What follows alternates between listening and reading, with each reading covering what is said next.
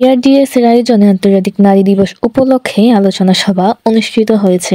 সভায় নারী সমান শ্রম মজুরি, নেতৃত্ব, কৃষিক্ষেত্রে নারীর অবদান সহ বিস্তারিত আলোচনা হয়। শনিবার মহাপার্টি সেন্টার পলাশ বাজারে অনুষ্ঠিত সভায় সভাপতিত্ব করেন পলাশ ইউনিয়ন পরিষদের প্যানেল চেয়ারম্যান স্বপন কুমার পাল।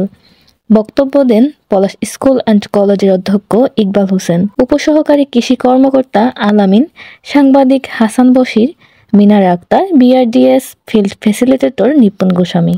নারীরা ইচ্ছে করলে কিন্তু একটা পরিবারকে ধ্বংস করতে পারে, একটা পরিবারকে সুসংগঠিত করে আরো আধুনিক করতে পারে। যেমন যে কোনো বাড়িতে কিন্তু সবজি চাষ হয়, এটা কে করে? নারীরাই করে। আমি আমার পলাশ ইউনিয়নের প্রতিটি গ্রামে আমি ঘোরার সৌভাগ্য হয়েছে, আমি ঘুরেছি।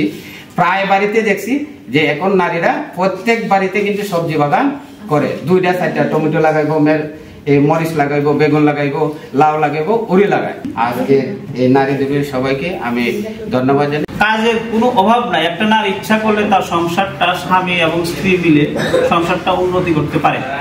আপনার বাড়িতে হাঁস মুরগি আছে, শাকসবজি আছে, এগুলো যদি পালন করেন। নারীর অধিকার, নারীর কি অধিকার? আইনি অধিকার, নারীর শ্রমের অধিকার, নারীর ন্যায্য মজুরির অধিকার, নারীর সম্মানের অধিকার, নারীর স্বাধীন চলাফেরার অধিকার, কৃষিক্ষেত্রে, শিক্ষাক্ষেত্রে, সব ক্ষেত্রে নারীর সমান সুযোগ পাওয়ার অধিকার, এই সংক্রান্ত বিষয় নিয়ে কিন্তু আজকে এখানে আমাদের আলোচনা।